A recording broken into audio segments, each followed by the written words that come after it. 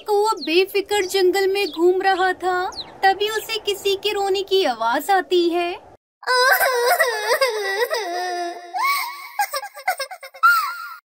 कौन है यहाँ? कौन रो रहा है? इस जंगल के तो सभी पक्षी खुशी से रह रहे हैं, फिर रो कौन रहा है? मुझे जाकर देखना चाहिए।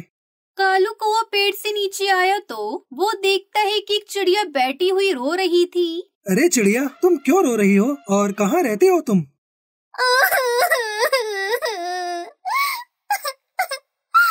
मेरा नाम टुनटुनी है। मैं इसी जंगल की नदी के पास रहती हूँ। पता नहीं मेरा परिवार कहाँ चला गया। मेरे पास ना तो रहने के लिए घर है, ना ही खाने के लिए कुछ भी सामान है। कालू कौवा उसकी बातें सुनकर बोलता है, टुनटुनी, मैंने शायद तुम्हारे परिवार को सुबह देखा था। अच्छा, कहाँ है वो लोग? मुझे उनका पता दे दो, मैं उनके पास चली जाऊंगी। नहीं, तुम उनके पास नहीं जा सकती। तुम्हें अपने परिवार वालों के बारे में जानकर बड़ा दुख होगा कि उनको जिगरबाज ने अपना खाना बना लिया, इसलिए तुम अब उनके पास कभी नहीं जा सकती। ये सुनकर टुनटुनी चिड़िया और भी ज्यादा रोने लगी। कालू टुनटुनी को वहीं रोता हुआ छोड़कर चला गया, लेकिन थोड़ी देर बाद कालू कौवा वापस आ जाता है। उसके हाथ में खाने का सामान था। वो टुनटुनी को खाना देते हुए बोला, लो, ये खा लो। मुझसे किसी का दर्द नहीं देखा जाता। अगर तुम बुरा न मानो तो आज से तुम मेरे साथ रह सकती हो। टुनटुनी के पास और कोई रास्ता नहीं था। वो कालू से खाना लेते हुए बोली, तुम बहुत ही अच्छे हो। मैं तुम्हारे साथ तुम्हारे घर में जरूर रहूंगी। वैसे भी मेरे पास और रहने के लिए कोई जगह भी नहीं है, और बिना माँ बाप के कोई भी पक्षी मुझे अपने घर में नहीं रखेगा। कालू वो टुनटुनी को अपने घर ले आता है। टुनटुनी को देखकर कालू के माता पिता उस पर बहुत ही गुस्सा करते हैं। तू इस चिड़िया को अपने घर क्यों लेकर आया? इसे भगा यहाँ से। माँ, अब ये हमारे साथ ही रहेगी। इसके माता पिता को जिगरबाज ने अपना शिकार बना लिया है। इसके पास रहने को कोई जगह नहीं है।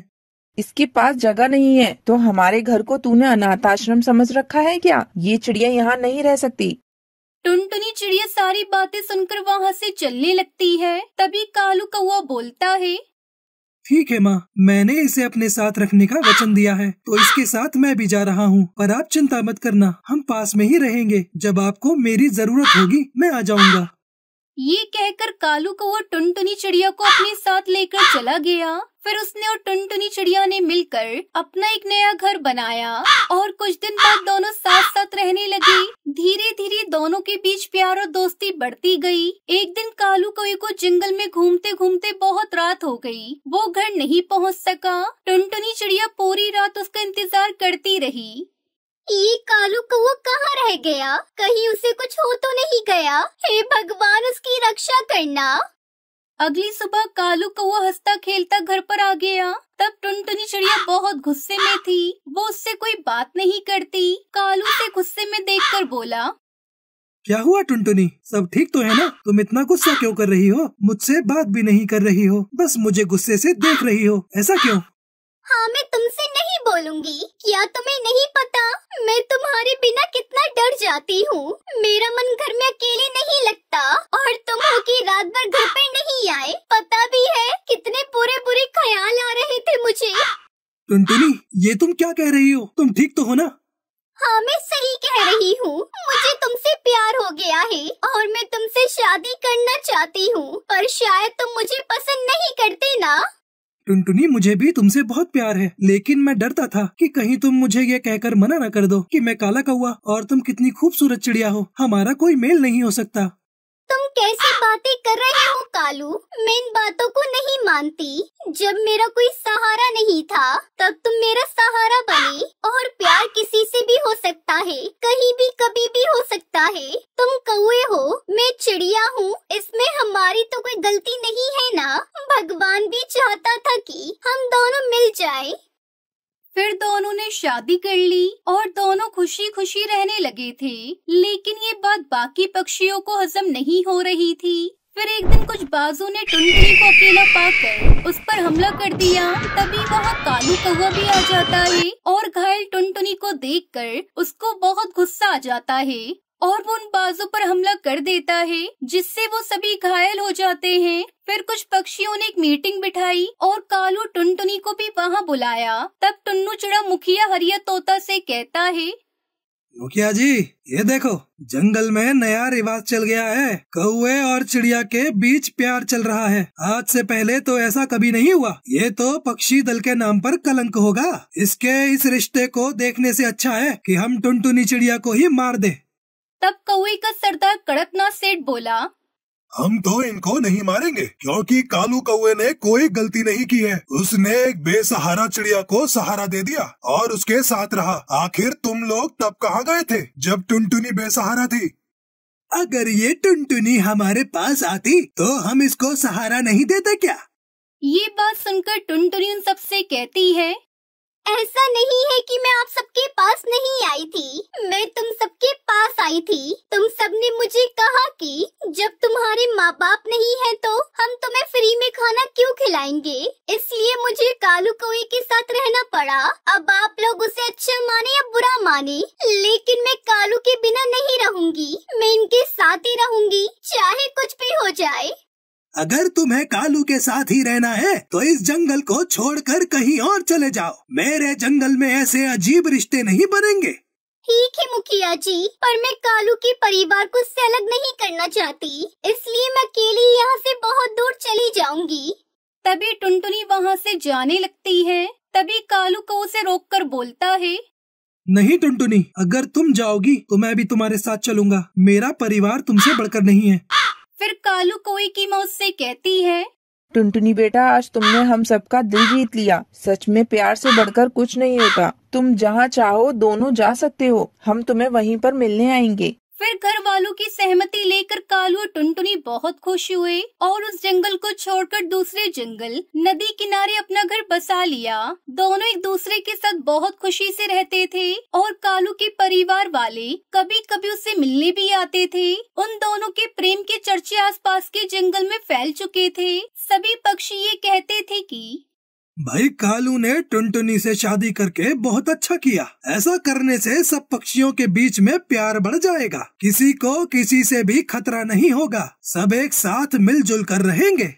लेकिन कुछ पक्षी अभी उनके विरोध में ही बातें करते थे। लेकिन ऐसी बातें तो चलती रहती हैं। कालू कौवा और टुनटुनी चिड़िया एक साथ बहुत खुश थे।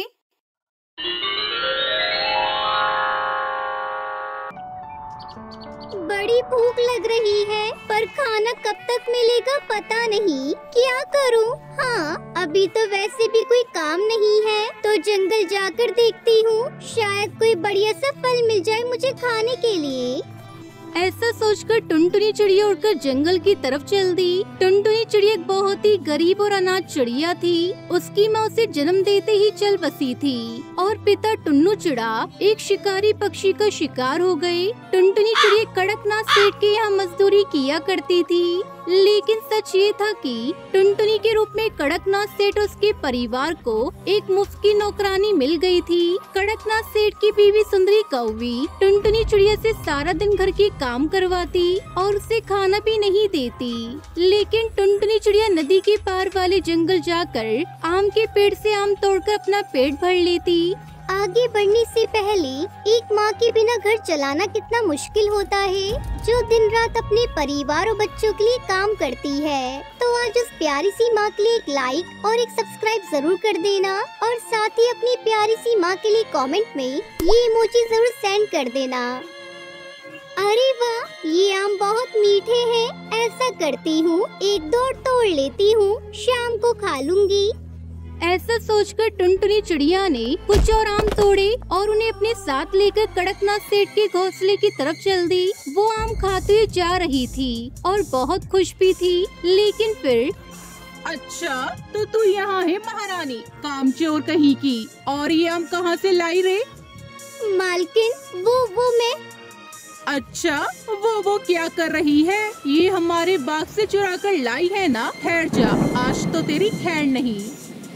सुंदरी कौवी ने टुनटुनी चिड़िया को उसकी पूरी बात कहने ही नहीं दी और उसे खींचते हुए सीधा कड़कनाथ सेठ के पास पहुंची। देखो जी, ये मिल गई हमारे आमों की चोर। घर का सारा काम छोड़कर बाग से हमारे आम चुरा कर खा रही थी। नहीं नहीं मालकिन, मैंने आम नहीं चुराए, मैं तो नदी पार जंगल गई थी। चुप हो जा, नमक हराम कहीं की, तेरा कोई नहीं। ये सोचकर तुझ पर तरस खाया हमने, लेकिन सच है तुम फटीचर पक्षी कभी किसी के सगे नहीं हो सकते। उठाओ इसे और फेंक दो हवेली से बाहर। अरे ये क्या कर दिया आपने? मैं तो बस 2-4 डंडी लगवाने लाई थी आपके पास, आपने तो उसे घर से ही निकाल दिया। अब कौन करेगा सारे काम? कमाल करती हो भाग्यवान, मुझे पहले बताना चाहिए था ना कि क्या करना है और क्या नहीं। अब बाहर निकाल दिया है तो अभी तो वापस बुला नहीं सकते। ससुरी अनाथ है ना, 2 दिन में खुद ही आ जाएगी जब पेट में भूख से आग लगेगी। सुंदरी कौवी मुंह लटकाकर वहाँ से चली गई। उसे भी यही लगा था कि टुनटुनी जल्दी ही घोंसले में वापस लौट आएगी, लेकिन असल में टुनटुनी चिड़िया के साथ जो होने वाला था उसके बारे में कोई सपने में भी नहीं सोच सकता था।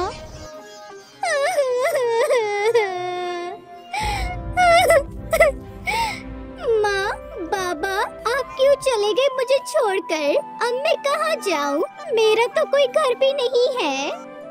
टुनटुनी चिड़िया बस रोए जा रही थी। उसे कुछ सोच नहीं रहा था कि तभी उसकी नजर सामने बैठे कुछ पक्षियों पे पड़ी जो बड़े मजे से रसीले आम खा रहे थे।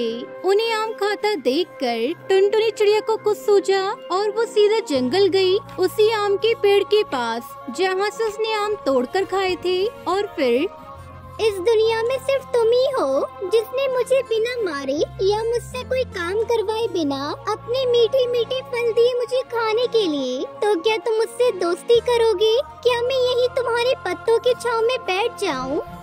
टुनटुनी चिड़िया के ऐसा कहते ही उस पेड़ की पत्तियां जोर जोर से हिलने लगी और फिर अचानक पेड़ के ठीक नीचे की जगह पर हवा का एक तेज झोंका आया और वो जगह बिल्कुल साफ सुथरी हो गई। ऐसा लगा मानो पेड़ ने खुद टुनटुनी चिड़िया को बैठने के लिए जगह दी हो। ये देखकर टुनटुनी चिड़िया बहुत खुश हो गई। शुक्रिया दोस्त, अब अगर तुम बुरा न मानो तो क्या मैं एक और आम ले सकती हूँ? पहले जो मैं लेकर गई थी वो सारे वही गिर गए जब मालकिन ने मेरे कान खींचे थे। टुनटुनी चिड़िया के ऐसा कहते ही आम के पेड़ से एक बड़ा सा रसीला आम नीचे टुनटुनी के बिल्कुल पास आ गिरा। ये देखकर टुनटुनी बहुत खुश हो गई। मजा आ गया दोस्त, अगर मुझे पहले पता होता कि तुम मेरे दोस्त बन जाओगे तो मैं बहुत पहले ही तुम्हारे पास आ जाती। अब सब अच्छा होगा, तुम्हारे मीठे मीठे आम और बातें करने के लिए तुम, लेकिन रहने के लिए घोंसला तो अब भी नहीं है मेरे पास। घोंसले के बारे में सोचकर टुनटुनी चिड़िया एक बार फिर से उदास हो गई और उसकी आंखों में आंसू भी आ गए। लेकिन तभी आम का पेड़ जोर जोर से हिलने लगा। ऐसा लग रहा था मानो बहुत तेज तूफान आ गया हो। ये देखकर टुनटुनी चिड़िया घबरा गई और पेड़ से दूर जाकर खड़ी हो गई। तब टुनटुनी चिड़िया ने देखा कि तेज हवा से ही पेड़ के पत्ते टूटकर गिर रहे हैं। टुनटुनी सोच में पड़ जाती है। ए पेड़ दोस्त, तुम अपने इतने सारे पत्ते क्यों गिरा रहे हो? अच्छा, अब मेरे समझ में आया, तुमने मेरे घोंसले के लिए पत्ते गिराए हैं। अब मैं तुम्हारे पत्तों से अपना घोंसला बनाऊंगी। टुनटुनी चिड़िया की खुशी का तो ठिकाना ही नहीं था। टुनटुनी को मानो सब कुछ मिल गया हो। वो उन पत्तों के इकट्ठा कर कर सुंदर सा पत्तों का घर बनाती है और कुछ ही दिनों में वो पत्तों का घर बनाकर तैयार कर लेती है। बहुत बहुत शुक्रिया दोस्त, तुमने मेरी इतनी मदद की। अब मैं कभी नहीं रोऊंगी, हमेशा खुश रहूंगी। टुनटुनी चिड़िया को अब खाने के लिए आम और सुख दुख बांटने के लिए एक नया दोस्त मिल गया था। इस तरह टुनटुनी चिड़िया खुशी खुशी पत्तों के घर में रहने लगती है।